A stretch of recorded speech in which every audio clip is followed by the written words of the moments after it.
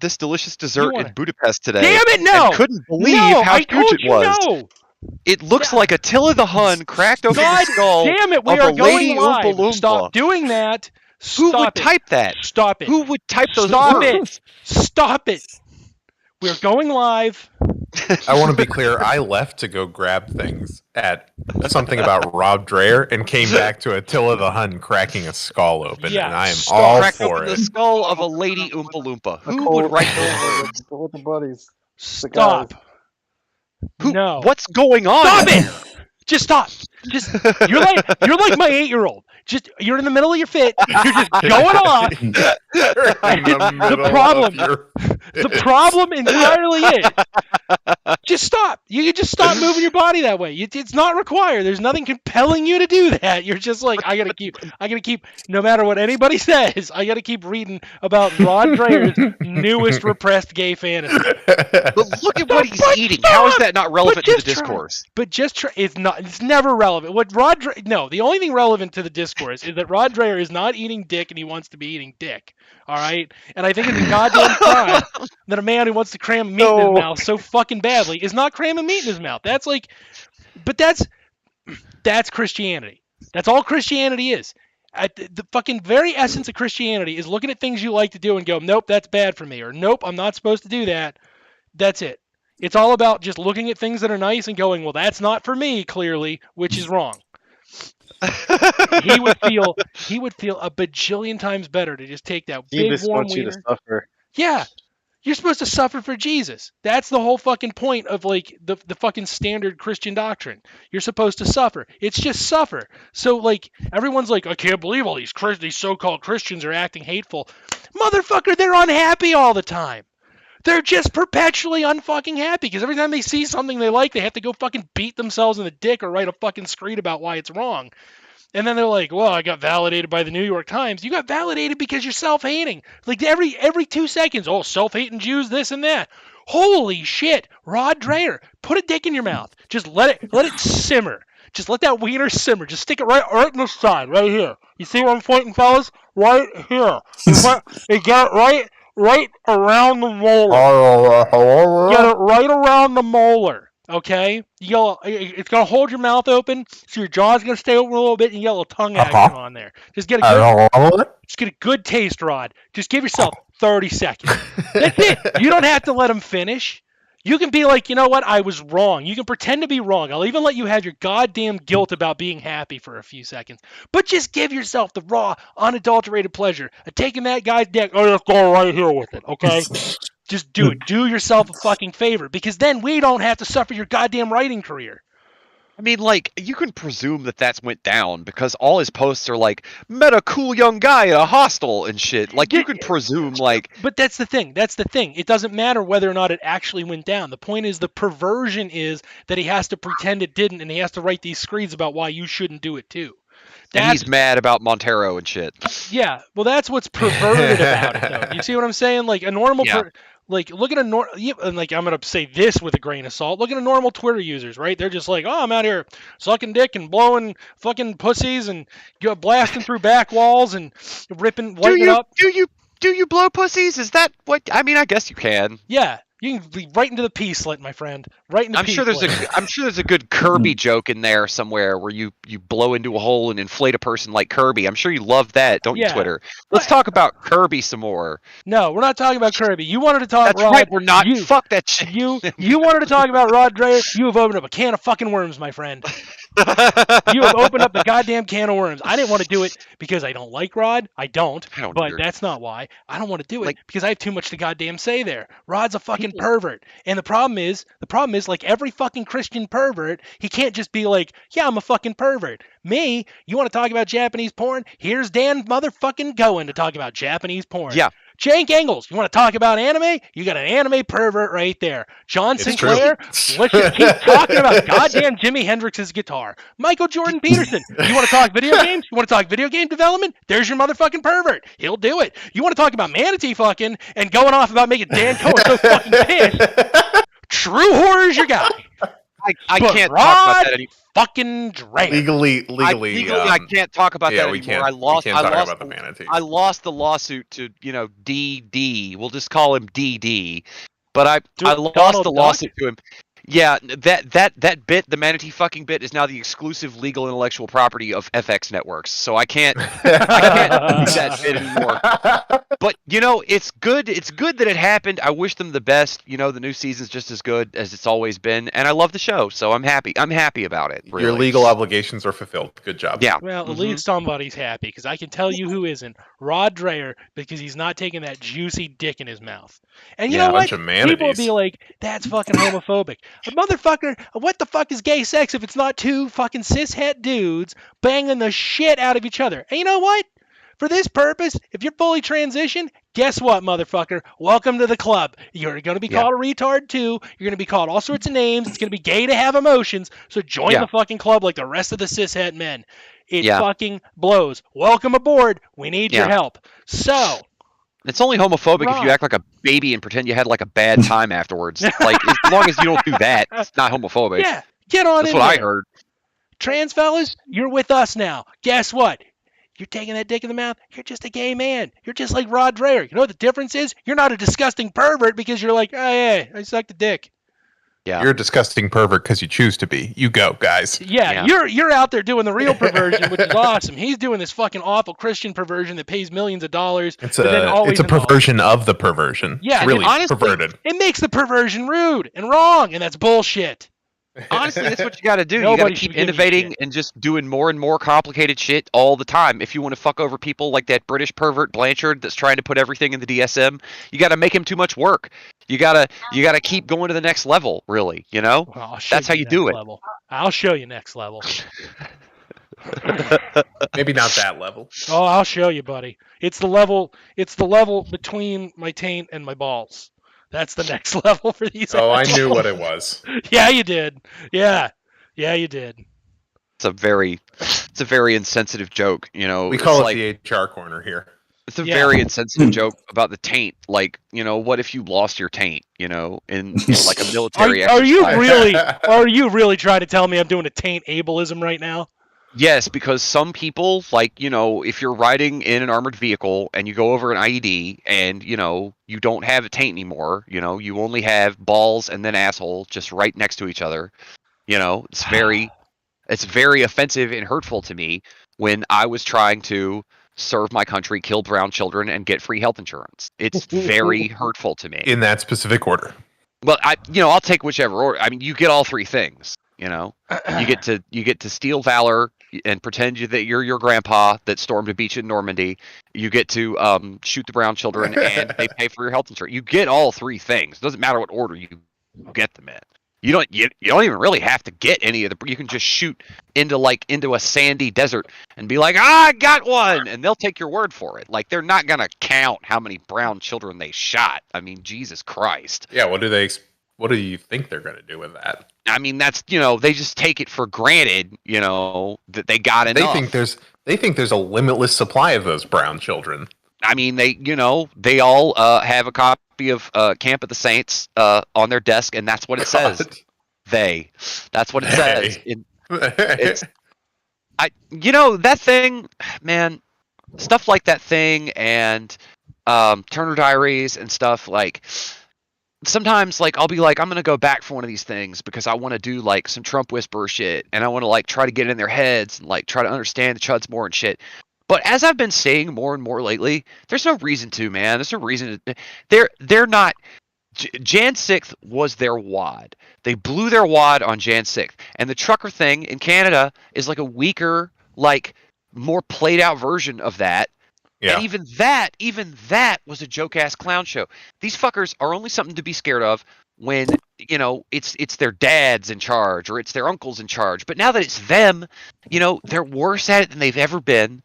I just don't think people should be as afraid of them anymore. I just don't think, even those fucking Nazis, you see the shit Peter Dow or somebody had videos up of those Nazis in Florida, even those guys didn't look as hardcore as, like, my dad's generation's National Socialist Party Americans, Like...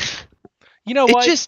Honestly, You know what? Hold on. John, would you get me a trash can? Would you just hand me a trash can real quick? We're in the same room. It's fine. Yeah. Okay. And Jenk, I know you love crack cocaine. Do you have a lighter? Yeah, naturally. Okay. Can I borrow What it? would I be doing if I didn't have one? Well, certainly not the crack cocaine you so A desperately lot crave. less crack cocaine. So much less. So, I'm just gonna go ahead and light this trash can on fire now. When you reject something a priori, because what about the people with no taints? That's insensitive. Yeah. Okay. It is. Right there. It is. They don't have taints. Right every there. time they poop, they have to use extra soft toilet paper so they don't hurt their balls. You're white. I'm a person of color by comparison as a Jew, so settle down. No, you're a person of color, depending on who you ask. Well, yeah, depending on whether me. So you have to check and see if it's time to count the Jews or not. Yeah, if it's not time to count the Jews. Right now, it's not. This is a very much a be grateful for what you've got fucking fallacy. Okay. Yeah. This is the worst negates the bad. That's what you're doing. When the minute you start invoking random goddamn disabilities, and you can extend that out to races, gender, what the fuck ever. All right. When you start invoking that to negate just to negate shit arbitrarily. Okay. That's a be grateful for what you've got fallacy. That is fucking bullshit. There is a better argument to be made than, what about people without taints? Literally, first off, whataboutism, right? Big warning sign. I mean, you have to say what about to start your thing. Look, they're a big, everybody, I shouldn't have had to do that. Everybody should already know about them. You know, we've been trying to get awareness out there for years. We paid Dave Chappelle to come by dressed as his famous character from the show. And we paid him to come by and go, taintless is, as a promotion, you know, dressed as, I'm taintless! I'm fucking this up. Fucking this up. Characters yelled like that. It's the Darkness's bit. It's the Darkness's bit. It's the Rick James bit. I've fucked it up. Right. It doesn't matter. It doesn't matter. I fucked it up because I don't have a taint. It does. Fucked it up because I don't have a taint, and the taint is the chakra. You lost that bullshit. You were not born taintless. You didn't lose your taint through no fault of your own. It's the chakra of doing references to comedy shows from 2003 is the taint, and because I don't have one, I fucked that reference up. Okay, if you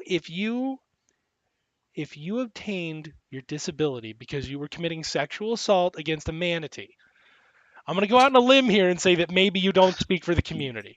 You can be part of the community. We can do whatever is necessary to get you a prosthetic taint to make your life more full. No, why?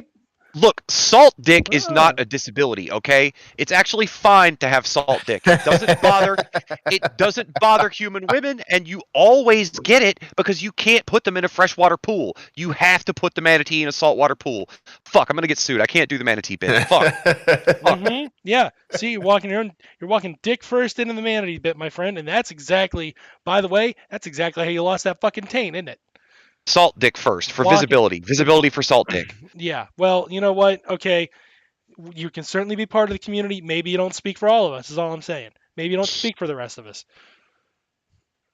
Maybe some of us lost our taints through lifting accidents, through childbirth, through an unfortunate encounter with an extra frisky Roger Ailes. Many impreg enthusiasts have tragically lost their taint during realistic male birth reenactment. So I'm just saying, maybe, slow your roll. By the way, is anybody doing a Hitler count tonight? How many Hitlers have I done? We're so far over any of our previous numbers. It's going big. The Hitler scanner exploded like right on my face. Like I couldn't take it off in time. I got Hitler scanner shards in my eye. Well, that's a legitimate. Yeah, that was work related though. That's a legitimate disability. Yeah, I'm gonna have to file that.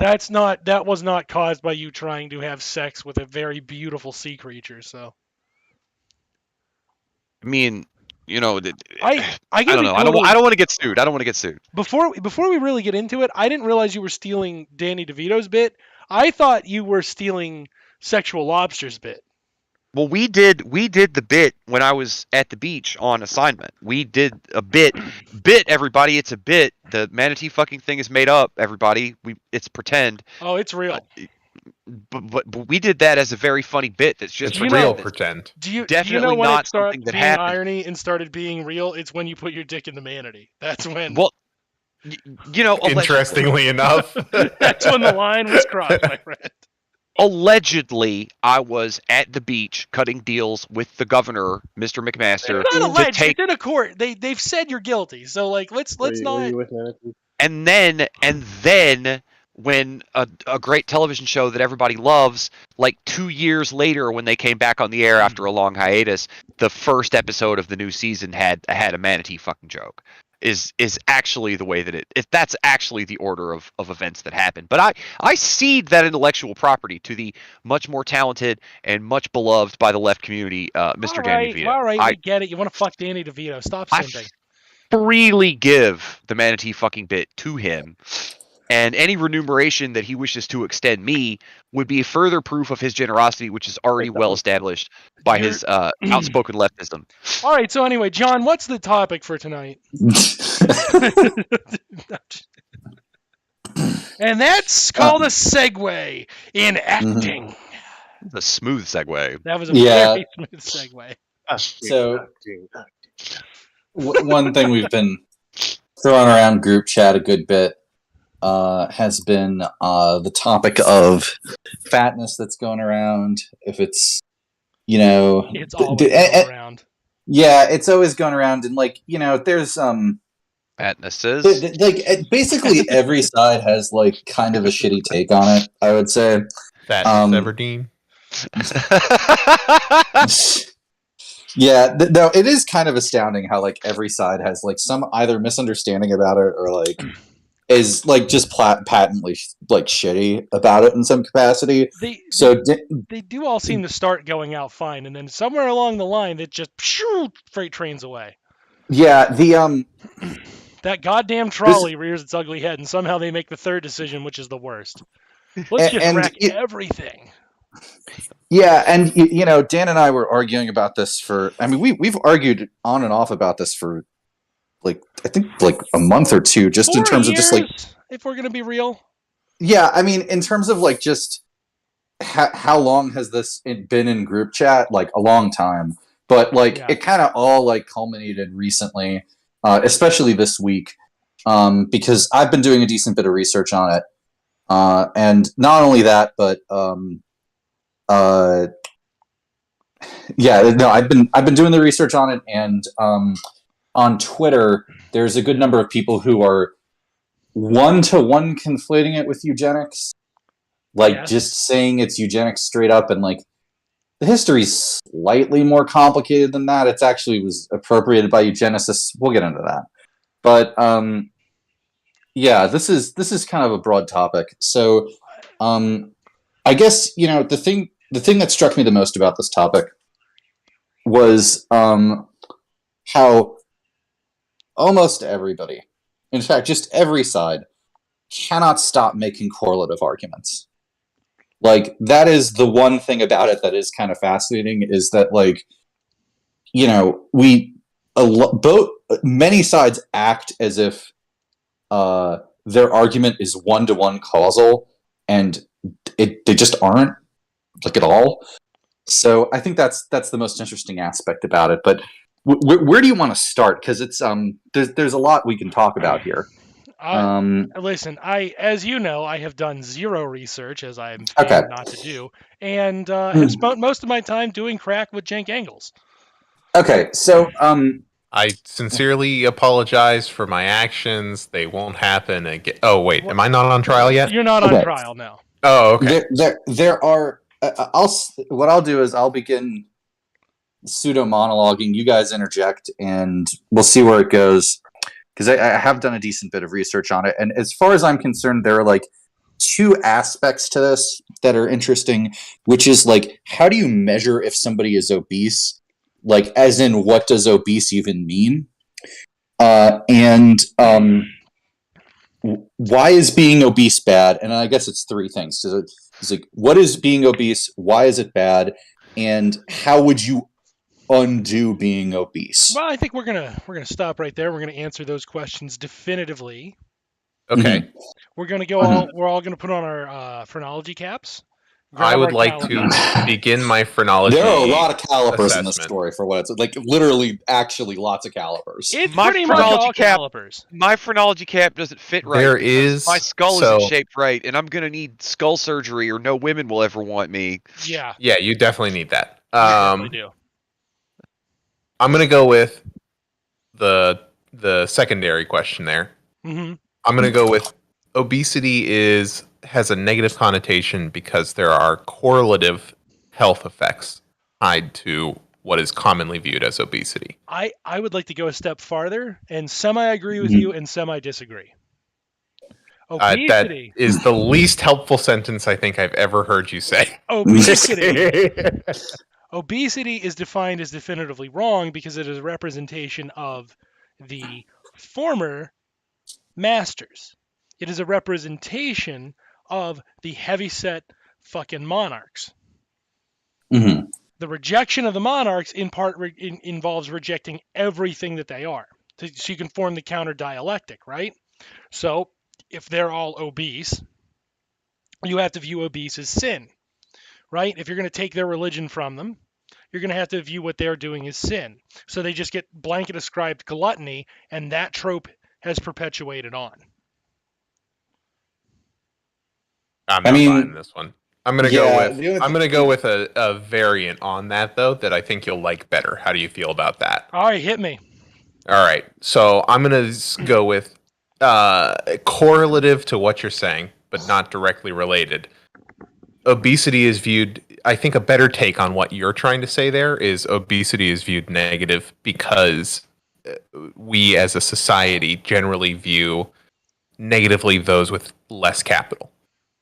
Like it is a continued perpetuation of the abuse of those without capital in a capitalist system because, you know, generally speaking, impoverished people are much higher qualified or much higher diagnosed as obese and blah, blah, blah, blah, blah, blah, blah. That certainly helps now, but that doesn't explain where it starts. And where it starts is the idea of the masters having too much to eat, if you will. I don't know about that. As far as it has to come from somewhere, and it's older than what you're describing, which is a very real phenomenon. It can't come phenomena. from health statistics? It does not come from health statistics. No, that's okay. That's patently false. Both John and I would agree on that. What, like, as in, like, Cenk, are you trying to say that, like, obesity is based on... Go ahead. I know what he's saying. What he's saying is the stereotypes of the negative image of obesity come from the very real yet correlative side effects of obesity, which is simply not true. Well, okay. So, although the contempt for the poor while they're obese certainly is a real phenomena now, that's not the origin of the phenomena. And if you notice, the perpetuation of the phenomena ultimately is hating fat people. Which, I don't know if you know this, but figuring out new ways to hate the same things we've always hated is kind of a thing Western cultures do, if we're going to take the word Western to mean anything. I mean, I think that there's more to that historically, though its current manifestation, and I think if you're going to make a correlative argument, because like all we really have at this point with this shit are correlative arguments, I would say that I don't think it's a coincidence that for a long time, if you were the body shape of who was rich was reflective or reflected in diet, which means that whatever by happenstance rich people were shaped like was considered the ideal body shape. And currently that means thin, or not thin, but like muscular, and you know, they have a great diet and they look a certain way in terms of what we think of maybe as like a generic celebrity. And back in the day, that meant like being fat, or like, you know, maybe not being Taft's size, but like like that, right? So I don't think it's a coincidence that, like, you know, like rich people have a confirmation bias in terms of what their body types already look like. Yeah. And that is similarly reflected in phrenology, where wouldn't you guess it? Every time white people tried to determine who the best race was, it turned out to be white people. That's weird. That's stunning. So, wonder how that happened. What a bizarre scientific coincidence. Yeah. Now, entirely factual and scientific. Mm-hmm. Boop, boop, so boop, boop, boop, boop. I think since you were kids, probably you've heard of body mass, the BMI, the body mass index. I had a really good BMI earlier today. But since you were a kid, no matter what, since you were a kid, you have probably been told it's bullshit. Yeah, absolutely. And that is because it started originally as, I hope I get this right. It started originally as like a French demographer trying to figure out, it was a French philosopher. He was trying to figure out what the average body of a French person was, and what he was trying to achieve through, I think it was some system called social psychology. Maybe Dan's familiar with that. This is like a very specific 1800s thing. It's not some broader topic now or whatever. What he was trying to achieve was figuring out what the average body was so that everybody could work toward that, because he had some sort of deep ideological belief that the average was actually the best, and not a eugenics belief that the other end of the bell curve was the best thing. And he was the one who invented body mass index, which I believe is just, you achieve it by like dividing your weight by your height or some shit like that. Anyway, point is, he was aiming toward the average. Later eugenicists found this and said, and he even said, by the way, when he was inventing body mass index, that it's not a tool for the individual. Like, this is like, the whole point of this is I'm trying to find the average of everybody and have us all work toward that, which of course is a terrible assumption to begin with, but it's less shitty than when eugenicists found it later and they said, okay, we can use this statistic, but to try to like work toward everybody going to the other end of the bell curve. This is just a minor interjection. It was a filthy Belgian who cooked this up. Damn, it's social. Belgians. Oh, it's it was social not actually. physics. It's social. Okay, that's what I was thinking. I'm sorry. Let's be real. It makes perfect sense, one, that a filthy Belgian would do it, and number two, if you're thinking I'm admonishing the Belgians, Belgium, come at me. That's all I'm saying. If you didn't act the way you did, this wouldn't be happening to you, would it? Number two, well, that's the one country I'm not invited to now. Number two, you tend to find in these pseudoscientific fields, like phrenology, they use an awful lot of science words without really understanding them, and lo and behold, you get some doofy mysticism bullshit like there's a perfect fucking magical ratio of body mass. Weird. Yeah, and it's worth noting that even he was the guy who fucking invented it was like, don't like make individuals do this. Like, you can collect this data, but it's not really useful if you got like one person or whatever. Mm-hmm. And of course, that's how we use it at this point. So the thing about it is that at this point, obesity obesity in a colloquial sense is visual. It's like pornography. You just know it when you see it. Right. Because the fact of the matter is that the actual metric for if somebody is obese, the official U.S. government metric for this involves BMI, which is a completely bullshit, like useless statistic, as admitted by the person who invented the tool. And the reason that we have this like epidemic that we've got going on right now is essentially for a very simple reason. In the 90s, various drug companies really wanted to sell diet pills, and the only way they could do it in order to get approval, especially in U.S. markets with the FDA, is you had to prove that your medicine had a legitimate public benefit. That's still true. You still have to do that, but it would have been harder for them to get approval. And a couple years earlier, the WHO had created a task force to study heart disease. that task force was completely funded by pharmaceutical companies. And the task force made an updated recommendation for how to measure if people are obese. The Clinton administration decided to, quote unquote, like bring us in line with international standards. The 90s, and especially the Clinton administration, was when pharmaceutical companies got in bed with Democrats as much as they did. And it was the genesis of the current situation that we're in with the quote-unquote obesity epidemic is because of Democrats, essentially. Oh, and look, what ended up happening... Let me finish. No, hold on. Let me just interject right here. I want to point out that Quintelet, as per Wikipedia, that is my source because I'm not familiar with this. I don't have a trading card set of eugenicists, but it doesn't surprise me that all this nonsense was cooked up by a liberal who believed that statistics could... who had a religious view on statistics, so they could just reveal the truth to you, right? As if is equivalent to ought. Hume would be pissed. And it's not surprising me that yet another liberal would come along and be like, let's go ahead and let's just push this all. Let's push it all together. That was Clinton kissing a child, by the way.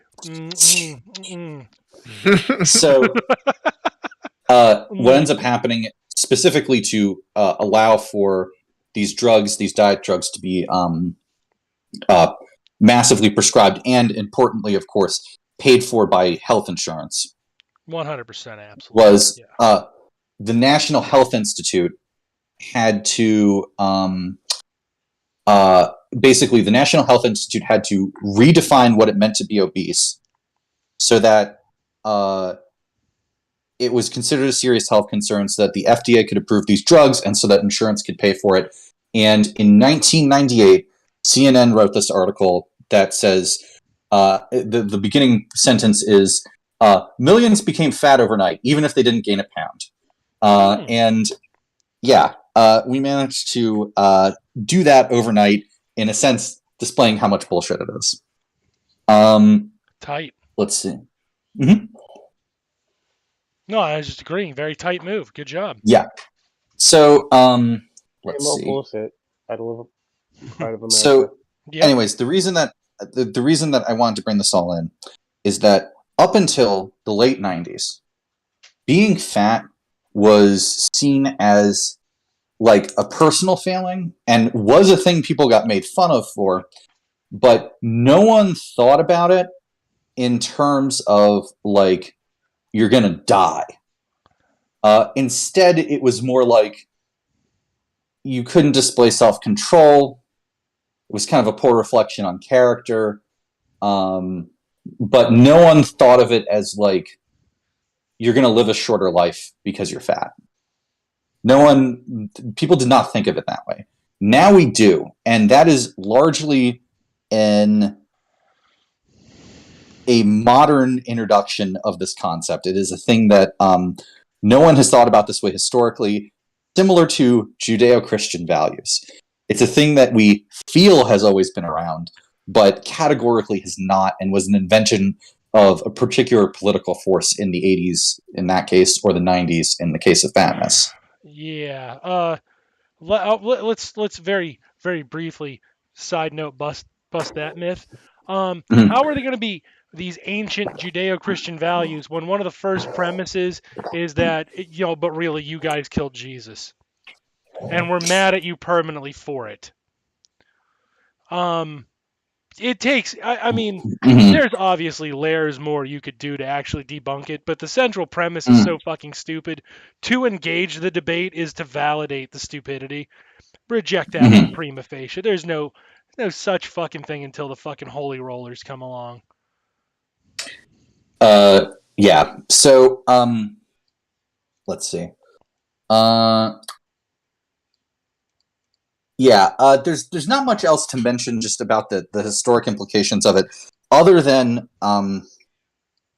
every medical concern that we have, or that we express about people who appear to be obese, is either based on such correlative data that it's stupid that people think that, and that there's a 1-to-1 ratio with it in like colloquial thinking.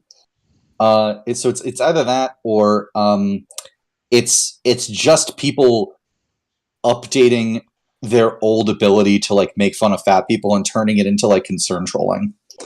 So, as in like, don't you want to live? I'm only trying to help you. That's all it really is at this point. We've heard that one before, though, haven't we? Throughout history, we've heard that one before. Like you hear that one all the time. If you're not familiar with Rick Roderick, you should get yourself familiar with Rick Roderick, a wonderful lecturer. Rest in peace. He would point out that there's an older philosopher who's already addressed that fucking bullshit, right? That's Nietzsche. You should be suspicious of that, because it would seem that for the people in power, in this case now, then large obese people who determine what the ideal body type is, right? And now thin muscular people who have the surplus time to work on vain self-improvement projects, as they would be called, have decided that the people who do not represent that body style and body type are to be admonished. And it is not uncommon at all, as you said, to see concern trolling as that form. That is no more or less different than the motto of love the sin, hate the sinner. Or excuse me, love the sinner, hate the sin. I always get it fucked up because those people are always hypocrites. I always fuck that one up in my head, But it's the exact same. It's the exact same logic. Oh no! I don't hate you because you're fat. I don't hate you because you're a big old chubby fat ass. Yeah, fat ass. I want you to go on a diet and lose a few pounds for your own good. You big dumb fatso. It's not just you. I say that love the sinner, hate the. I say that shit backwards like 100% of the time. Like, yeah. Well, it's because of the fucking stank of hypocrisy in it. Yeah. So it's the exact same goddamn bullshit. We've heard that song and dance before, and that always means like, when these people are like, "Don't you want to live?" You should just really be like, "I want you to be." Like it would be, we would think, because of our liberal tendency where you're supposed to lie about everything, we would think that was somehow barbaric. But it would honestly be a social improvement if these people were just honest about it, because the discourse would be of a higher quality. And that sounds like entirely contradictory, but if everybody's lying all the time, the discourse is more vulgar than saying the vulgarity. Like most people, I think, unless you're taking some kind of like dope that makes you like not want to eat that much, most people, I think, if they, could just like pound like a shit ton of their favorite food, they're gonna do it. And because people have like varying conditions that determines whether or not that causes them to become obese and how hard it causes it to happen. I mean, the desire to just glutton the fuck out is, it's just rooted in, the regular old selfish human desire. Like it isn't equally connected for every single person. How much that it affects you, right? Yeah. So the main thing here is that, there are two ends to this that I think are worth examining. There is the first end to it, which I think is misguided and means well, but just is off base. Is the sort of thing where people are like, "Well, food is just food, and you shouldn't view food with like this like qualitative analysis," which I disagree with, because you absolutely should. Yeah, so the word, you know what though? That honestly implies that food has some sort of fucking inherent meaning outside of what we define food as, right? That goes beyond. That's an essentialist argument.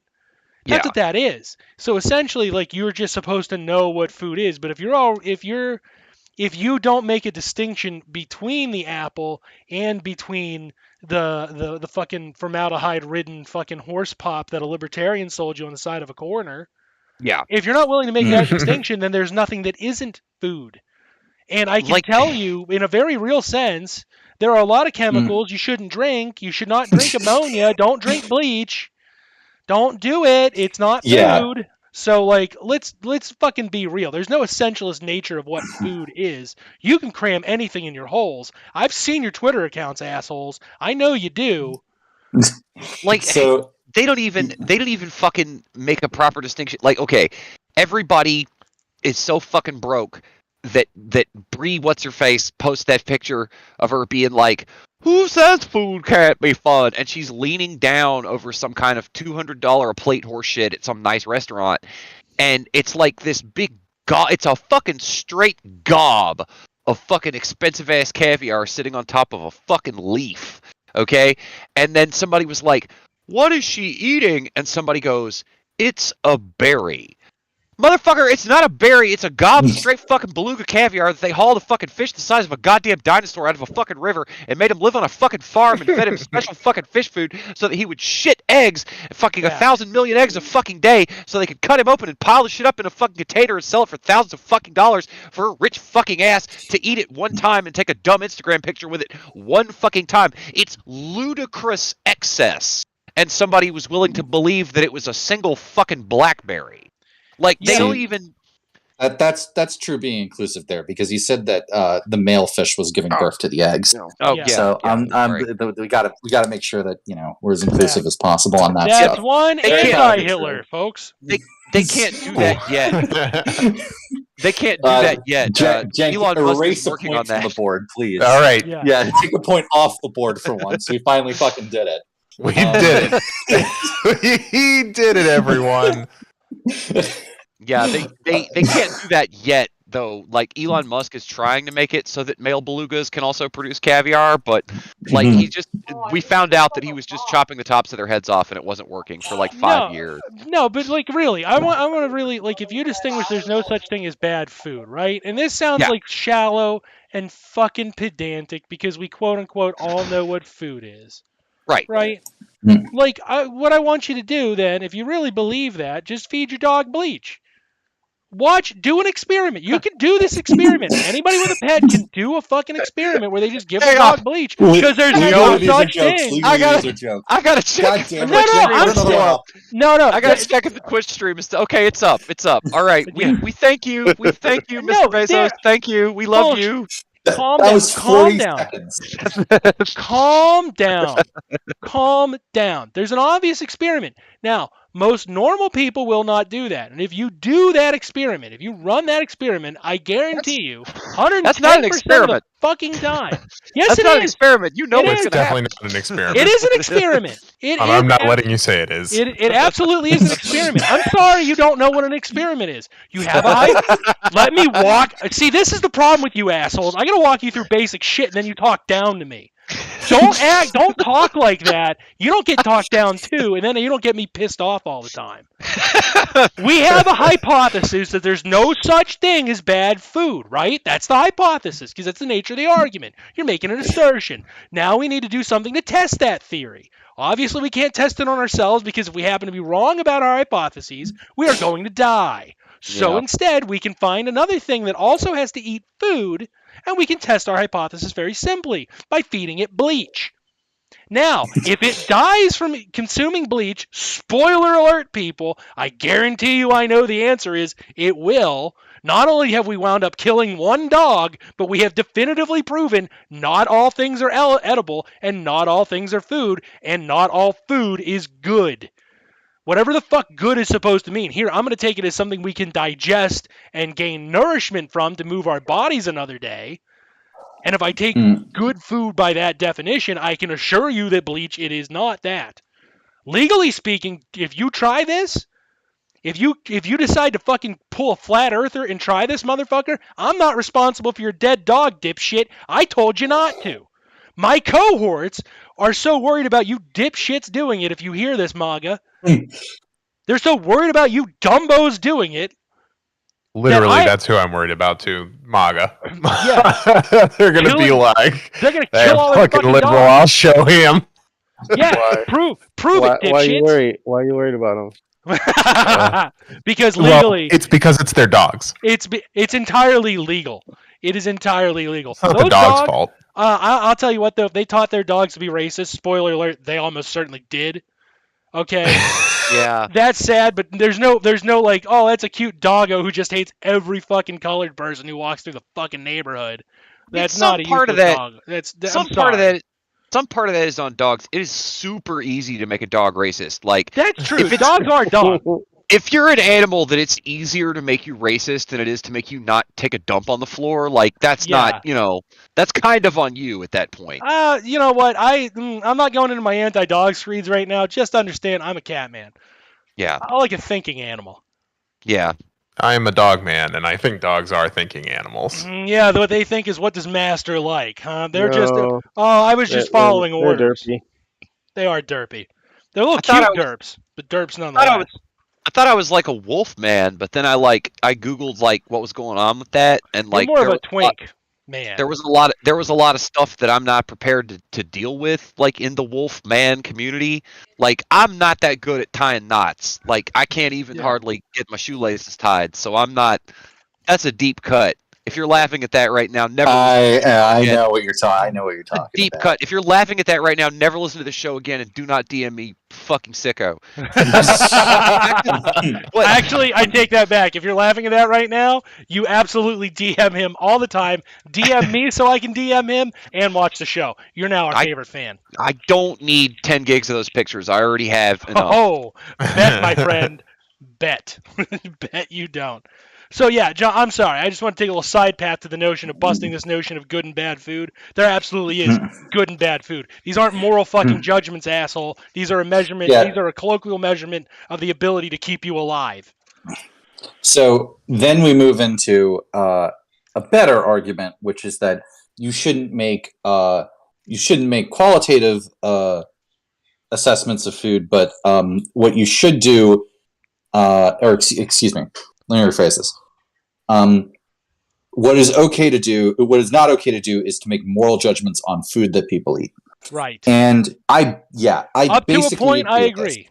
Up to a point I agree. Again, bleach boy, don't drink bleach. So I mean, the fairness, to be fair, most people would say that bleach is not in fact food. Here's the problem. It is a consumable liquid. It is not food. The problem. Okay, that's really pedantic as well. We're gonna lump drinks welcome into to food. Welcome to the Dan and Jank show. What do you want from me? Is the blood of my enemies food? Actually, yeah. I'm gonna go with yes. Objectively, although again, it's a unanimous yes. Yeah, again, all signs point to yes. On a technicality, we're lumping food and drink together. Chad agrees. It is definitely food. The blood of your enemies? 100%. Yeah, that I wasn't in arguing their skull. against You that. gotta have a skull cup. Well, souls. That's a drink. That counts as spirits. But watch out, it's addictive. You can end up with a skull chair and a skull landing and staircase. Skulls are like Pringles. Once you pop, you just can't stop. So all of a sudden, you got skulls all over your house. Yes, continue on. Here's the main thing about arguments about food and obesity. And that is essentially that there is no measurable way to show that X person ate Y food and, X group of people eats Y type of food and they are this weight. There's correlative evidence for that to certain degrees. But often, very often, that correlative evidence is based in geography, which is, of course, income based, and very often racially based as well. That reminds me of the thing that you brought up when we were talking about how they always do the thing like, everybody in the South sucks or whatever. The geography based thing seems to keep coming up, right? Yeah, well, the thing about the geography is that where people live in this country is 100% a result of historic forces of rich people getting to have their way and dictate where people live.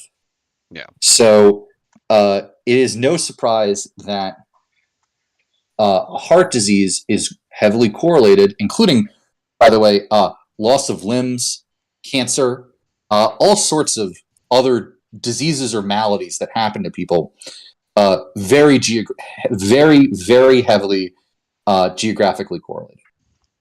And in my mind, as somebody who has a degree in the subject, I would argue that is more reflective of the phenomenon than, I'm big sad when people eat the McDonald's. Like, there's more to it than that. If you're only looking at the problem on the level of how people eat or individual consumption, you will never solve the problem, because the problem is much more large and holistic than that. Yeah, it's systemic. And yeah, it is 100% systemic on these things. And just to, I also want to make two things. First of all, a large segment of this podcast is fat. I'm fat. I'll let anybody else self-identify as fat. I am 480 pounds in one arm. That's not that might true, be an exaggeration. Yes. I haven't measured, so I'm guessing. I'm also 12 feet tall. I have not measured that either.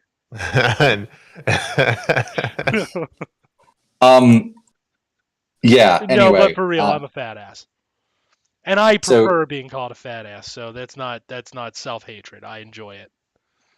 I'm like a daywalker. I was fat for exactly the wrong period of time. I was fat all through middle school, and then I never changed my diet, and I never got healthy habits, but I just mysteriously wasn't fat anymore. Oh, and then fen, gotcha. Yeah, and then people that always were cruel to me for like the 3 most formative years of like my life, and like permanently like scarred and traumatized me, all of a sudden were like, hey, do you want to be cool with us now all of a sudden? Because we need more bodies to stand in this room and make us look cool. And I was like, sure, we'll hang out. But then like in my head, like for my whole life, I've just thought about like how to get revenge. And like I'm still working on it. So I'm like a daywalker. Yeah. Hey, listen, that's the same thought that possesses Nancy Pelosi every minute of every day. How do I commit a murder today? So don't actually feel bad. Totally healthy. And the other thing that I want to get across, though, importantly, is that when people talk about obesity, they're really talking about heart disease. And that is ostensibly that's what they're talking about. Some of them are like straight psychopaths, and they really just don't like the way fat people look. Mm-hmm. We're going to ignore that for these purposes for the time being. You can't know.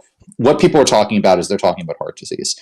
And the thing about heart disease is that your chances of experiencing it are often inherited, not because of your skull size, but just because of how your family happens to be. They're often inherited. They're, again, geographically correlated. And they're based on a lot of factors. A lot of factors that don't necessarily have to do with how much you weigh, or what your BMI is, or anything like that, really. So the other thing that's important is that eating better, quote unquote, does have a correlative relationship with lessening your chances of heart disease, but it's so correlative as to never know that like causally, and to be almost useless, really. I take qualm with that point. I do. Go ahead. This is kind of simple. The reason it's correlative is because they're related to the same root source, which is food loaded with poison. I guarantee you, even if you eat the same quantity of food, if it is not loaded with poison, you will not suffer the ill effects of being poisoned, which is almost certainly, I can't prove it, but it's almost certainly what causes the heart disease. Because you're loading your body with poison. Again, I fall back on the very simple argument. Don't drink bleach. Stop drinking poison. So if you can't stop drinking poison, we need to band together and eliminate the poison in the food. See, the thing about that, though, is that when you refer to that, often what people are talking about when they talk about food having bad things in it is they're really talking about carcinogens, I think, and the chances of getting cancer. 110%. See, that is less problematic than the than discussions about heart disease, because if you look at various other countries that have either different diets or very similar diets to us, other factors are different, and they have much lower rates of heart disease. We have a perfect storm of things that could be causing it that all add up. So you look at France. This is borne out in the statistics. I can show you the study if you'd like. They have similarly unhealthy diets, not quite the same. They eat a lot more dairy than we do, but in terms of cholesterol, caloric intake at least, and cholesterol levels, they have very similar levels to us. And they don't experience heart disease nearly as much as Americans. And why could this be? This could be genetic reasons. This could be because they have much better public transportation. This could be because they have a much better work culture. They're not as sedentary as we are.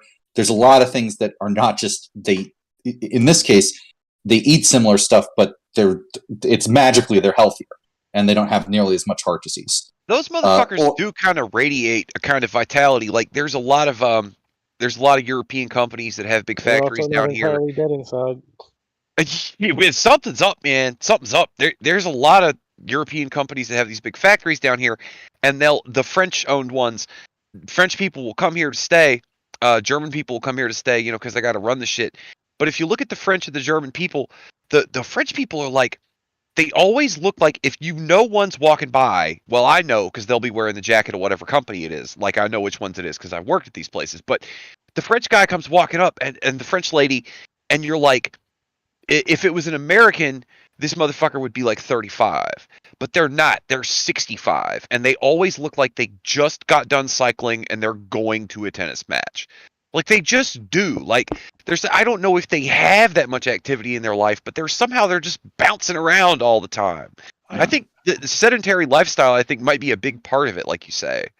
I can tell you from experience, their distribution might overall be lower. I can almost guarantee those studies are skewed in cities. You go to the rural countryside, take a cursory view, you're looking at Americans, my friend. You're looking at Americans.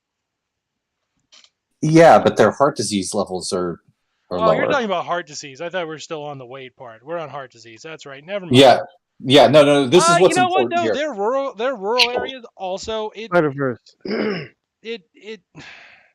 with the Europeans, it has to do a lot with mobility, I would suspect, and a lot with exercise that is just kind of enforced by society rather than. Yeah, as in just essentially unintentional activity, physical activity. We have a bike trail in town that's really nice, but I've used it exactly one fucking time. But if you go there right now, everybody on that motherfucker they literally just say hello to each other in French when they pass each other, because everybody on that motherfucker right now is working at the French factory because they're here from Europe. Like the first thing they did when they got to town was look up like where the bike trail is and does it pass a tennis court. Like it sounds like I'm generalizing, but this is I don't think you are. This is the best data I've got based on my lived experience. This is my standpoint epistemological data. Okay. Ooh, good word usage. Yeah, I try. You did good. I'm trying to use it for good instead of evil.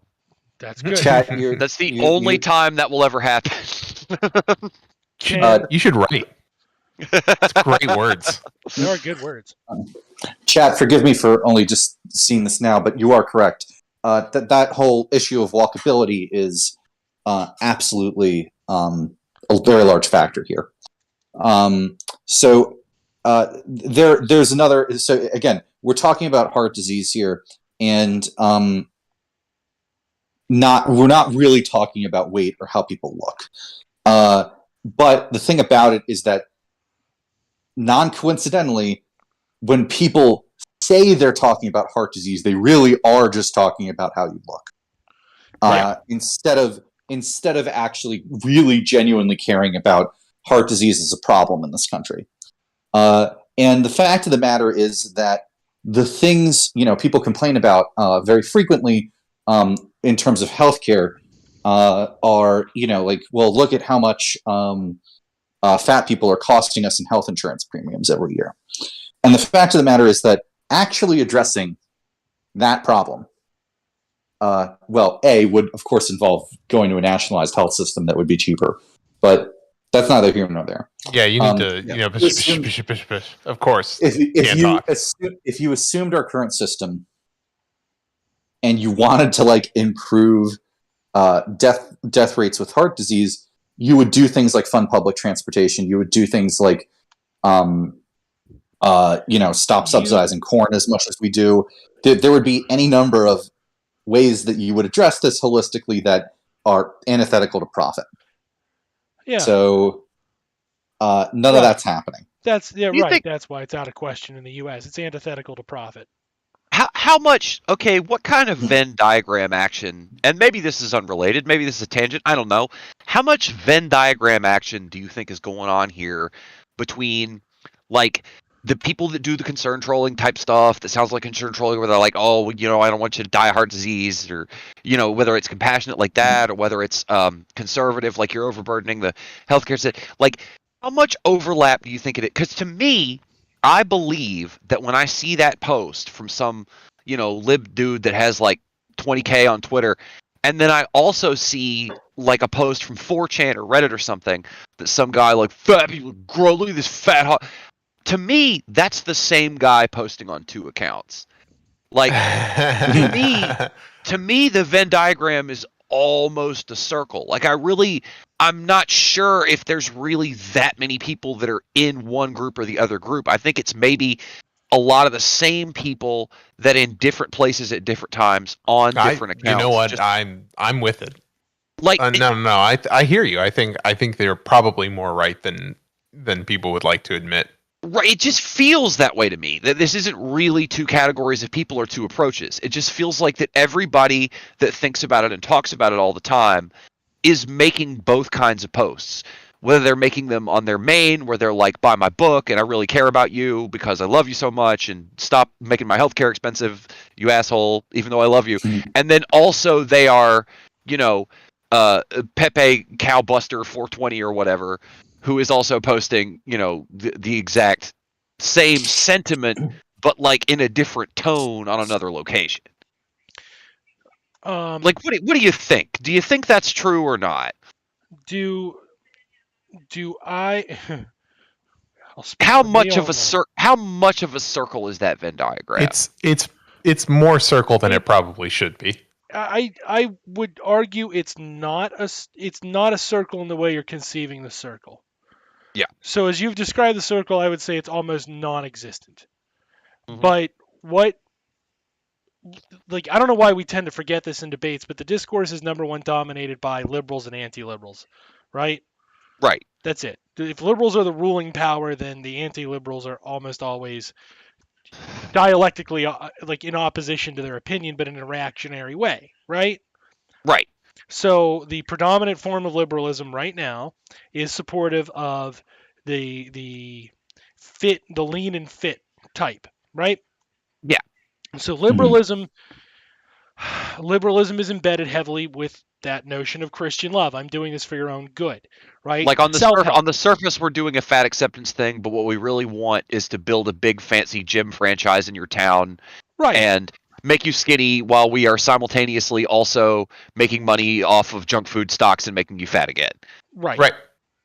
Exactly. So the anti-liberal, in a reactionary sense, has to take up arms against the liberal in all spaces and at all times, but he has a reactionary nature. So the reactionary attitude, the corollary attitude is no, but it's good actually, right? Okay, yeah. Just as the system, without questioning the system, no, but it's good actually. And that ranges the gamut from people who are overweight, who are conservative, who are definitely don't want to hear that their soda pop's going to be taken away, which is not at all how you handle that. It's definitely going to happen. But that's going to happen. They're going to react to the liberal punishing you for your own good, taking the soda pop away, which, by the way, Bloomberg was a conservative. At the time, he was definitely a Republican when he did that, so let's not forget the Republican Party was perfectly good with that. Taste that irony, right? The funny thing about that one is I think that's rooted in our denial of how much dope we're doing all day. Like, to me, I would put sugar right in there with all that stuff. Like, if you ever tried to, like, quit sugar, or, like, seen a guy who thinks he's just going to quit sugar because he's going to be healthy, and then you see him 12 hours later, and he's like, fuck you, dog, dick, cocksucker, motherfucker, fuck you. Well, like, because in small quantities it acts to energize our body, and in large quantities it acts exactly like an addictive drug. Because it energizes us. It works in the same... It's not the same thing, but it certainly works on the same principle. If you're hyped up, you feel good, and if you're not hyped up, you feel bad. Like, it's hardcore. Like, and I think people, like, really don't lump it in with, like, nicotine or, like, heroin or whatever, but I think it's up there for sure. No, it's as addictive from what I understand. The what I've read about it says that it's as addictive as those substances. 110% it is. Like, I'll drink those no sugar energy drinks, and they taste amazing. They're like, I don't know what kind of animals Elon Musk is chopping the heads off of to, like, develop these fucking flavors, but they taste amazing now, the no sugar ones. But it doesn't matter. If you're used to having a bunch of sugar, you're still going to get to the end of the day, you're going to be like, oh, I hate everybody for some reason. Oh, I fucking hate everybody. I'm going to eat this chocolate. Nom, nom, nom. And then everything's fine.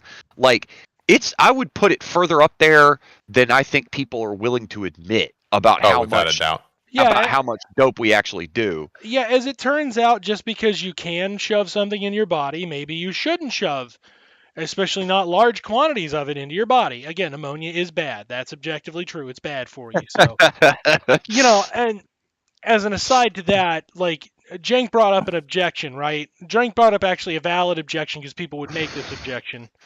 I'm going to touch on that before I get back to my liberals and conservatives bullshit. Right, so, like, we would generally all accept that ammonia isn't fucking food, right? Right.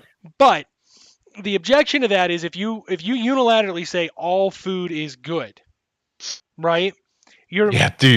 Are we counting then hydrogenated corn syrup? Is that food or not? Well, yeah, I get that's it. What they are. You've got me there.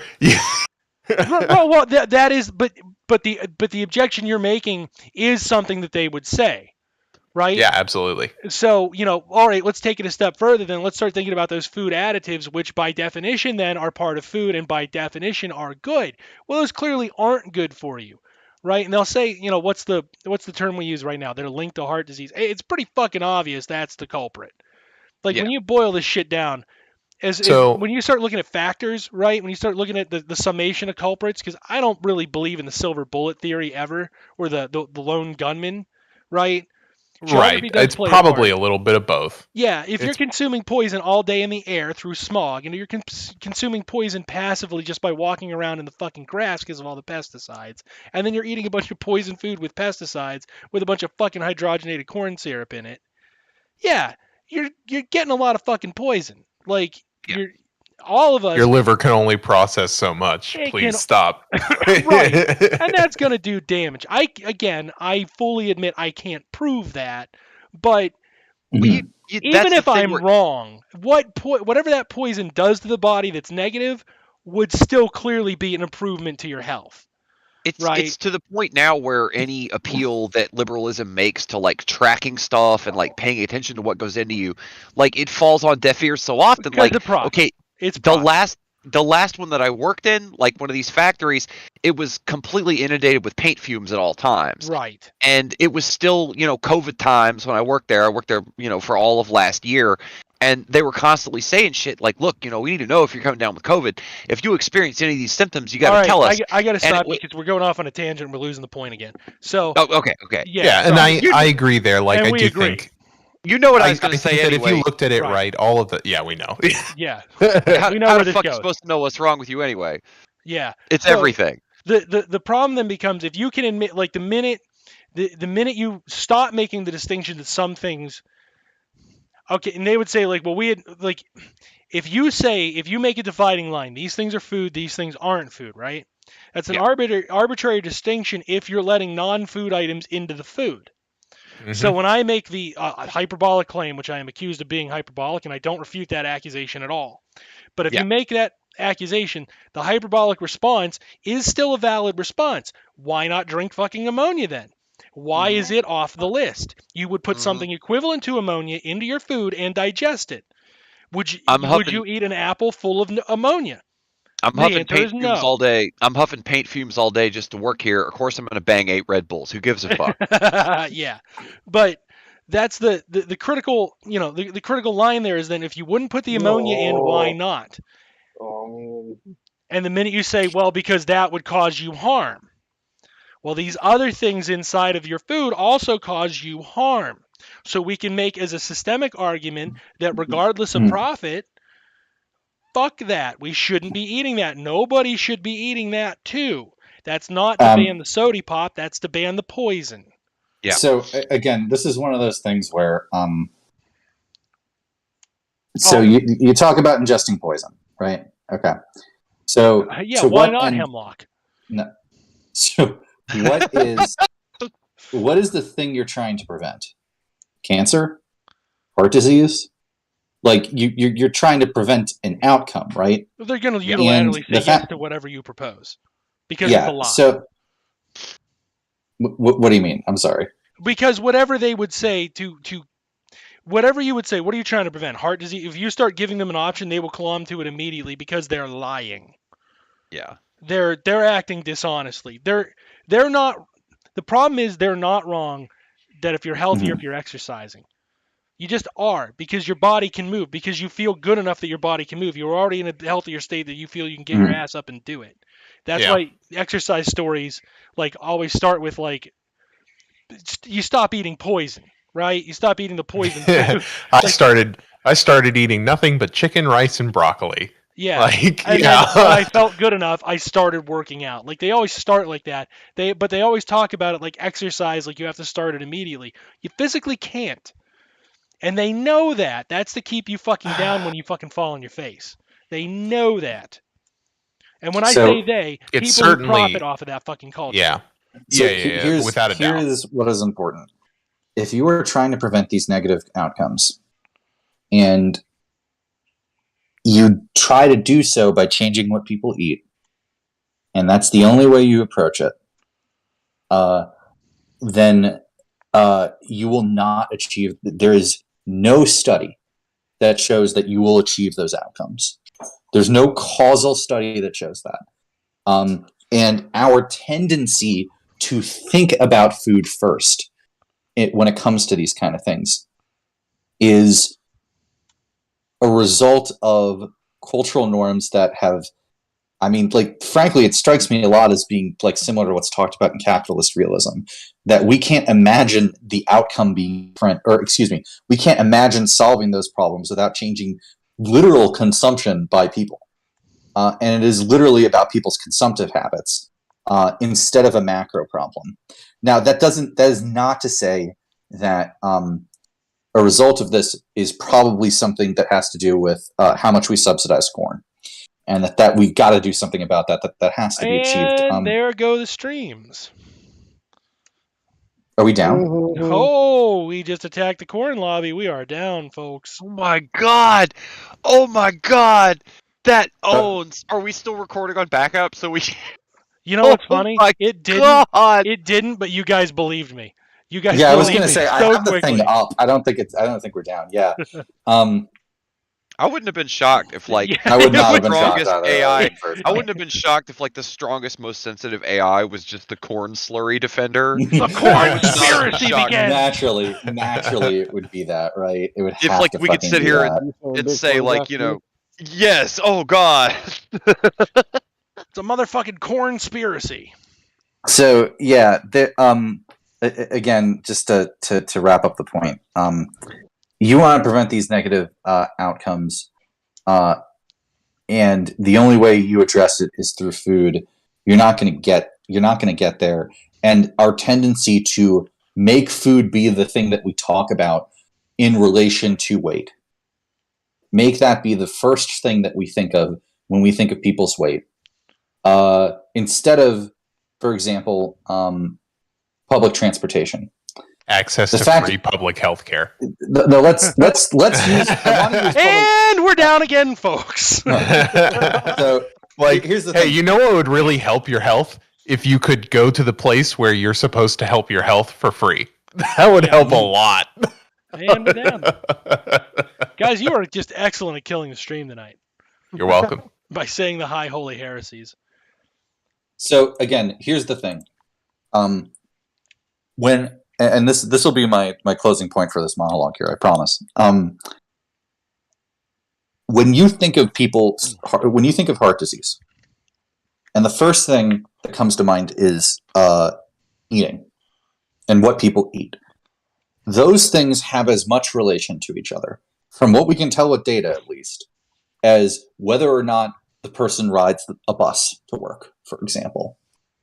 And the fact that you immediately think of food when you think of heart disease is a result of essentially propaganda, in a way that it's just as weird that you think about that first as it would be if the first thing that you thought about were buses and trains when it came to fat people.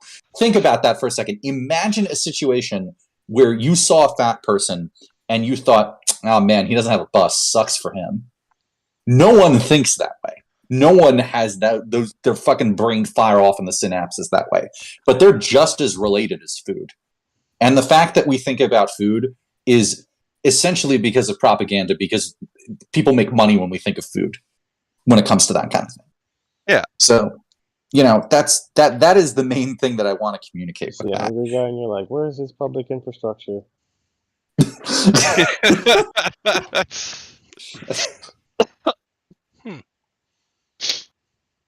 God damn it.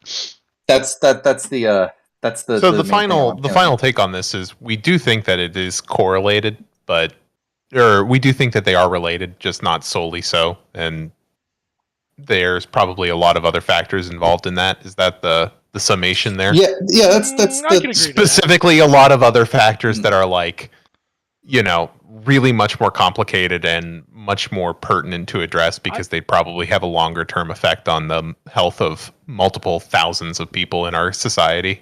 I mean, I don't. It'd also be, I think, in terms of money, in terms of moving society around, in terms of just something that would be a lot more easily logistical, changing the diet of every single American. Well, maybe not every single, because again, this is about certain aspects of this. Yeah, it would be a lot easier to achieve good heart disease outcomes or better heart disease outcomes by just making there be more public transportation, especially in a lot of cities that basically don't have it or have extremely limited versions of it. Because anyone who's skinny and eats like shit doesn't even really think about how that affects their heart disease factors as well, even if it does.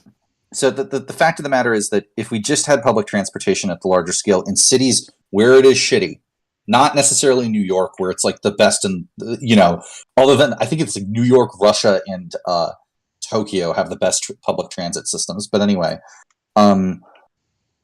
again, if we put good public transit in as many cities as possible, we would see a giant drop in heart disease in a way that is a lot easier to achieve than fucking changing everybody's diet somehow. I want to point this out.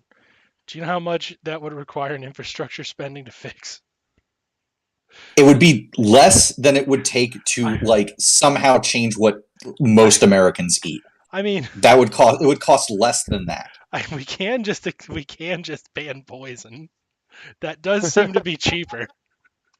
That could theoretically be a part of a multi-level approach. Most of the poison that you're referring to, you would not say high fructose corn syrup or hydrogenated oils are fucking poison. Come on. Do you know why hold on, get in trouble? Stop. Do you know why that's in everything right now? It's because they thought lard was worse.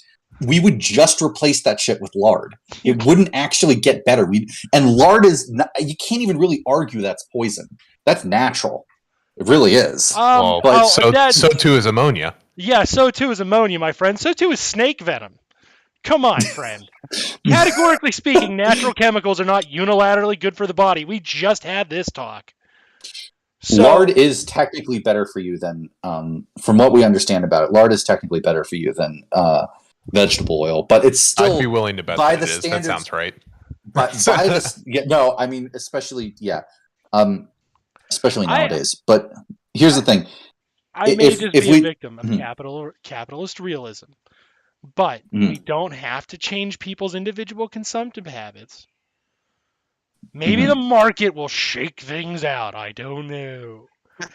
But you're talking about having like a multi-trillion-dollar infrastructure deal that would ultimately not only cost multi-trillions of dollars and like just cut into profits for car manufacturers to an insane degree. Like what you're talking about would require, like, see, this kind of bothers me because you get like, okay, we're gonna give you a little backroom talk right now. John gets mad at me when I say things that like could be seen as violent, but like when you cook up a plan like that, you literally have to, the number of people who will die to make that plan happen, to restructure entire American cities, not around profit, but around human beings. Do you know how much murder you have to do? Like, why is it that you like I am seriously perturbed sometimes if I call for revolutionary unity and that we have to theoretically potentially be ready to deal with the consequences and act in self-defense. That makes me a monster. You're like, yeah, we should just murder everybody at Ford. Murder everybody who runs New York City. Murder the political class of the United States. Murder a lot of the flunkies in the working class who have a false consciousness that they're somehow like them. You have to murder so many fucking people to make that happen. I say ban high fructose corn syrup. Somehow I'm ridiculous. And like, what do you think agribusiness is? Agribusiness is way bigger than the fucking auto industry. I can guarantee you those two things go hand in hand, my friend, thanks to finance capital. And all I said was pass a dumb little law. That's all I propose. Your thing would undo the way agribusiness works in this country, which is a thing that is 100% state subsidized. So I don't understand how those two things are even remotely comparable. Your thing would take a lot more effort than my thing, and my thing would take a ton of effort. Here, let me solve this. Let me solve this for both of you. Neither of your ideas are happening. Yeah, that is true. Yeah, that part is true. I just want to say, when you start talking about the number of body bags involved, my friend, don't act like somehow your proposal is superior to mine. Okay? We have good infrastructure in many parts of the country. We don't not have high fructose corn syrup anywhere in the country, even California, where they try to regulate bullshit like that. So, your thing is way harder to achieve. I repeat, but there's neither of you are getting no kidding. Of course, John. Of course. Jank, die mad with the fact that you know that, and yet we're still going to have this debate. Okay. Die mad about it. No shit. Anywho, all I'm saying is that at the production level, you can fucking ban it, and bam, it does go away eventually. I'm not even calling for a recall. I'm not saying whatever poison's out there can't be numbed up in your little treats. Just after that, gone. You're talking about something that's going to require upending. Like, I'm going to figure out how to make hydrogenated syrups. Like, literally, 30% of Americans right now went to the fucking Capitol for less. You know, this just feels anti-freedom and anti-job creator to me. I agree. Like, you think about, you know, like the boy John, who was we're born setting aside in a our cornfield. differences. They're doing this again. You think about the American boy who was born rising out of the cornfield. You know, the child of the one who walks between the rows. That was me. I was born in Iowa in the cornfield. It was his dream from the day that his eyes first lit up bright green, you know, and he heard from the grass man, or however that story goes, that, you know, it was his destiny to, like, you know, make the corn slurry. Like, you know, he gives people jobs. Like, okay, Old Bleachy, our friend Old Bleachy. Our friend Old Bleachy. I knew this was going somewhere. That runs the brand account for Clorox bleach. He's a close friend of the show. He is. He's always having such a hard time because of the negative connotation with bleach, because of what's happened in the last few years. The Kraft Mayo account won't even talk to him, and they used to be best friends. You know, it's depressing, really. It's so anti-freedom. You know, at the end of the day, if people are going to eat corn slurry and, you know, do whatever the guy with the turquoise on his hat says to do to chlorine gas and bleach to make it into a cure for COVID, if people are going to do that, you know, can we stop them? You know, it's the market. It's the hand of the market is reaching into your pants and determining freedom. Christ. Can we creating jobs. Can we like custom order a bleach plushie? Like, sorry, this is a sidebar. Can we do that? Yeah, you can't. You can't now. You can't now. Old Bleachy was getting them ready. You know, they had them ready to go. They had them ready to go. But because the fucking slogan "I'm killing it" was printed on the front of the bleach, you know, just once again shut down. You know, that's how Old Bleachy got banned from Twitter, from the slogan "I'm killing it." I don't see what's wrong with that. That's all young people use that slang. That slang, it means that you're doing good. That's what it means. I'm not peddling Clorox, man. I'm telling you not to drink it. Old Bleachy disagrees. You know, they were trying to make him put childproof caps on it. I don't know what that's about. You know, put it on a higher shelf. Fucking economies are trying to stop my freedom. What happened? You know, I mean, this is just anti-job creation, really, and anti-freedom. Oh my god! I'm just picturing Peter Dinklage in a MAGA hat, just screaming, "These fucking commies took my freedom!" in the middle of a Walmart. I got COVID. None of the bitches is trying to kill me. It's that woman that we had the picture of with the flu shirt. It's that woman. Oh, fuck. That's why she was at Trader Joe's, because they threw her out of Walmart for complaining too much about they put the bleach on the high shelf. She can't reach up there and get the COVID cure. She's... Sorry. Oh my god. Just fuck. I can't. I'm losing it at that one. I'm sorry. Look, I know it always derails the show when we do a product placement, but you know, my check from Clorox is in the mail. You know, it always derails the show. Hi, buddy. You got the COVID? Why don't you drink me? Look, you nobody. Thirsty? Look, it's me. I'm good. Look, Old Bleachy and I are old friends from high school. It's it's a solid product placement. It's not proven to be any more dangerous than Blue Chew. You know, I mean, I don't see why anybody would be mad that that's our product placement.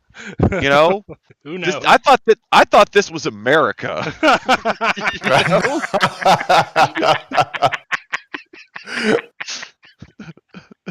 I'm sorry. Ammonia sorry. mascot look like. Man, those fucking cowards at the goddamn Mayo account still won't talk to Old Bleachy. I was trying to give Tillamook Cheddar's brand account a boost the other day because they had this thing where it was like a video of like a merry barbecue with a bunch of like magical Negro stereotypes dancing at a merry barbecue, and it was like come cheddar brate with us. And I was going to help them out. I did a very funny post for them where I was like, cheddar baiting is for incels. I just fuck a block of Swiss cheese. And they hid my reply. Like, you can't you can't help these brands, man. They're cowards. I just want Old Bleachy and sunglasses going, you thirsty? Because I'll make you thirsty, baby. Why don't you drink me up? Is the Twitch stream still up? That's how he got banned. That's actually how he got banned. He was sexually harassing women. He's like, no, I'm trying to cure the COVID. This ain't about my cum. They call up Bleachy and they were like, look, this is America. The Biden administration is in charge. Okay, look, some of these guys are gonna drink it. Okay, we can't stop that. But look, when you make inappropriate comments about women, that's crossing a line. Okay, Bleachy, you need to chill out. I quench for death. That's it. That's his motto. Oh man. No, I'll tell you what. One last thing before we go. Next week, I think we want to touch on condemning Vaush. I know it's topical. I'm sorry, but fuck Vaush. I want to say that now. We want to condemn him next week. And I also want to point out that when I watch Joe Biden eat an ice cream cone, like, I'm not gay, but I'm having second thoughts about that fact. You know, the first time I ever heard the first time I ever heard the word vouch, I thought, damn, that sounds like an STD. And just like an STD, he keeps coming back. It's like there's no cure. You're like, well, after that N-word thing, that motherfucker is gone. Nope, not a chance. Oh, I got a case of the vouch again. Oh, my vouch is in remission. Maybe we don't need to do it here. Real quick, here's the thing. Right, here's the thing. Former fascist myself, and I can tell you, Vouch definitely said the N-word and had some swastikas in his bedroom. Saying fact. I can tell you. He's saying it right now. I know he is because I have a Vouch flare up on my taint every time that he says it. Far more fascist than I ever was, and I was a hardcore fascist. So this motherfucker. All right. Here's the thing. If you are looking at the current, and this is where the problem with, I really get pissed off at him, right? If you look at the current land back proposals, which are largely from nationalist groups always have, when he says something banal, like they're definitely only interested in quote unquote their own and they're making an us-them argument. That's an absolute fact, right? You can't get around that. But the fact that for some reason he believes that anti-capitalist self-defense is tantamount to white genocide speaks volumes. Speaks volumes about what's rattling around in his head and his class interests. Yeah. That motherfucker is a fucking... Like, I don't think that random internet posters are dangerous to the left, but I think that he is certainly a danger of representing the left in people's minds. And it's telling that little asshole sock dems like fucking Kyle Kalinske run to stick their head right up his butt. Like he's some sort of rational communist. I can find a liberal who can say something less offensive but equally like destructive. That's how I got on the show. Basically. And like it's one of those moments like I'm Thomas Aquinas once said the joy of heaven was that you would get to watch everybody who didn't make it into heaven burn in the lake of fire. Vouch gives me big fucking Thomas Aquinas vibes. Big Aquinas vibes. And I don't say that little apartment that he's just trapped in all day, sitting in his little chair. That's the city. That's the city on the hill. That's Thomas Aquinas' fucking fantasy fulfilled. It's like just being on Twitch all the time, being fucking snooty. That's the fucking... Yeah. The shining city on the hill! That is part of that Nietzsche lecture, and Roderick is right. Aquinas is a piece of shit, and fucking Vouch reminds me of that. Like, I just hear that guy's name, and I immediately think to Aquinas, and I'm like, this motherfucker is going to go down in history as what the left looked like. And if that's the case, the left deserve to die. Like, if that's what we allow to represent leftism, just a white man screaming at black women about fucking how land back is wrong because it's racist white genocide. Yeah, we deserve it. Like, we have everything coming to us for that sin. That is wrath incarnate through sloth. Yeah, I'll say this much just to end the point here. When you're that much of an anarchist, that particular stripe of anarchist, because that's what he identifies as. Yeah. So when you're that kind, first you're a lib. So when you're that, most of your, or a large portion of your rhetorical tactics are just moralizing. And the thing about moralization is that if you live in a realm that revolves around moralization, then your ability to moralize is your ability to dominate. And wouldn't you know that he has somewhere in his brain clicked together the fact that if I can just moralize the most, I'll win every argument. Yeah. So he is an anarchist in that way. Liberal. And he's a liberal. Yeah. No, that's the thing that's funny about that is like, you hold a gun to their head and you're like, okay, how does anything happen? They're like, we vote on it. So yeah, no, I mean that's it. Like they pretend they aren't liberals, but like they don't have. There's no other solution to that. I'm not even saying that voting's bad, but like I'm not making any comment about the quality of voting, any of that shit. I'm just saying that it is funny that they insist they aren't when they say shit like that. Yeah. So, yeah. That's if you see everything as a competition or of moralization, then yeah, you can fucking just yell at a black woman that the Haitian Revolution was bad. Actually, Yeah, you can do that. You can can figure out a way to fucking do that. I So think yeah, he has done something to that effect. I know right now he's clamoring for. I know right now he's back asswardly clamming for war with Russia. Yeah, that sounds right. That checks out. Yeah, it's essentially under the guise. It's the like. It's a kick flip reversal of we're bad, or they're bad, but we're also bad, so we shouldn't worry about their bad. It's a kick flick reversal of it. It's like we're bad, we know how bad we are, and they're worse. So because that's the worst possible outcome, we have to side with the bad outcome.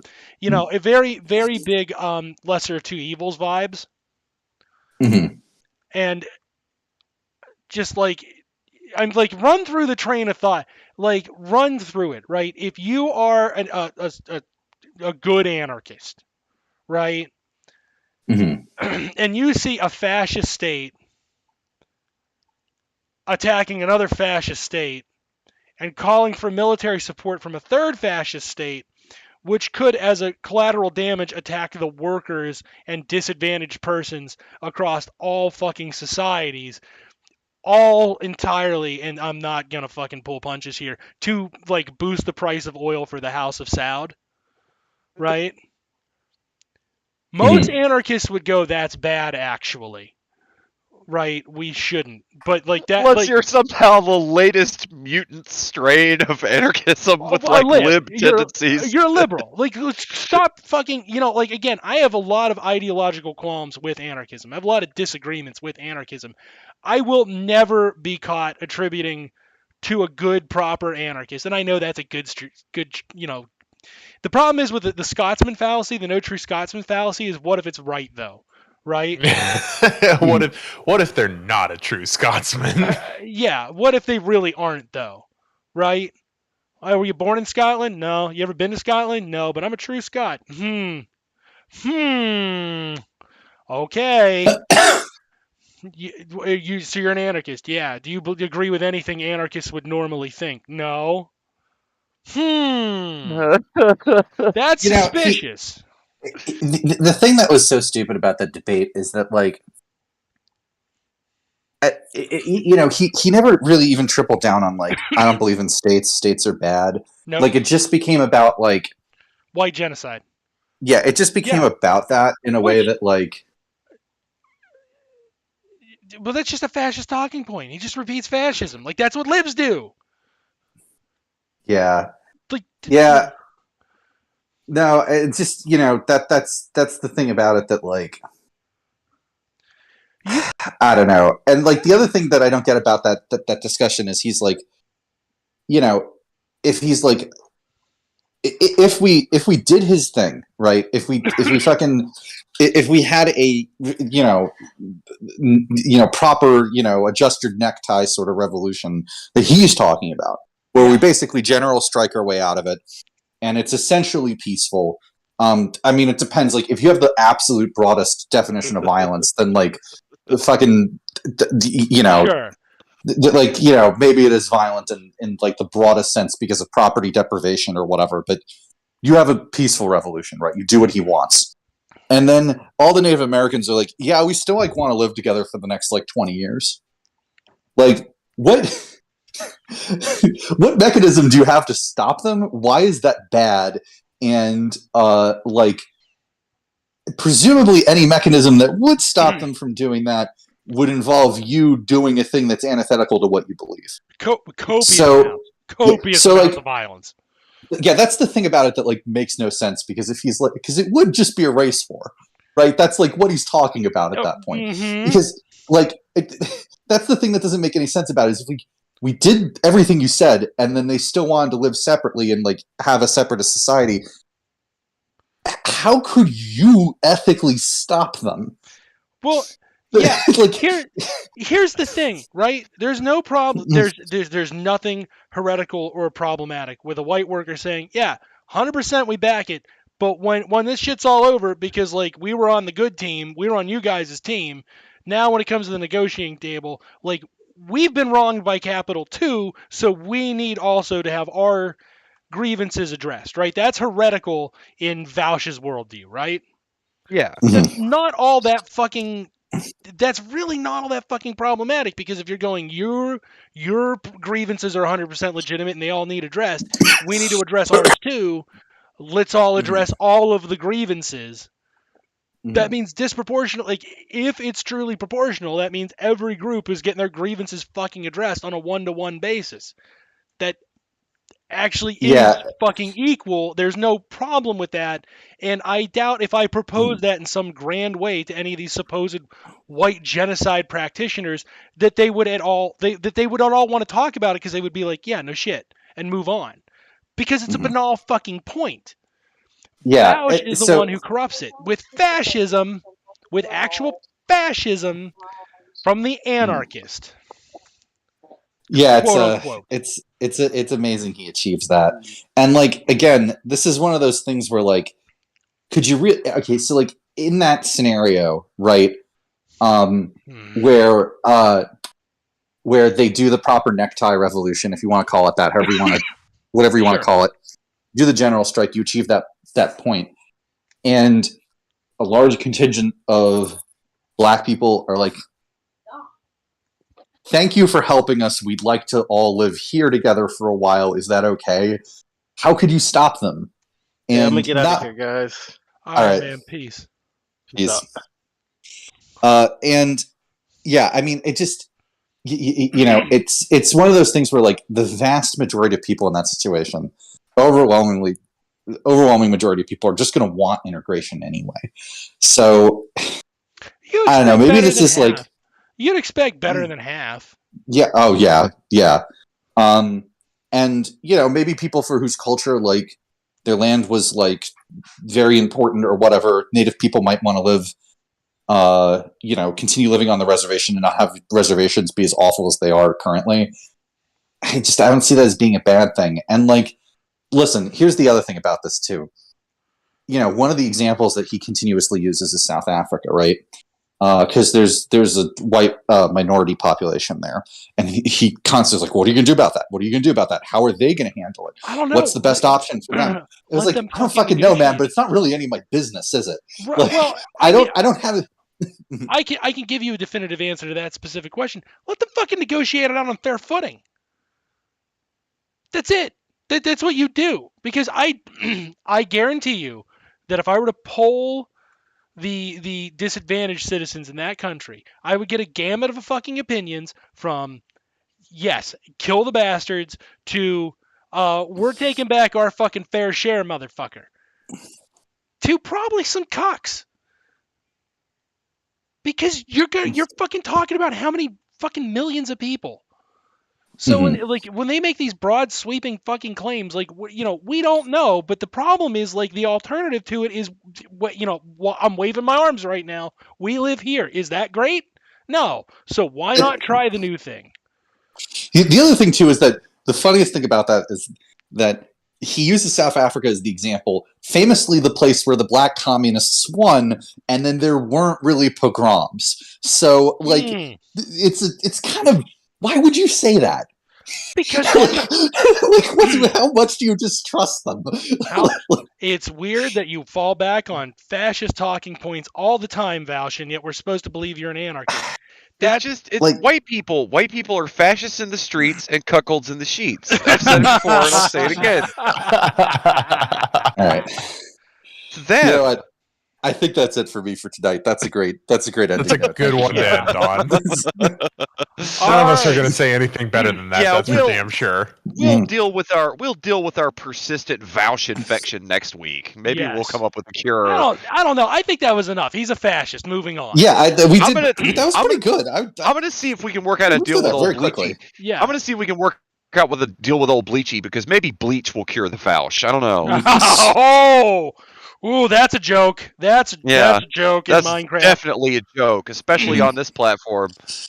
Legally, these were all jokes. These are jokes.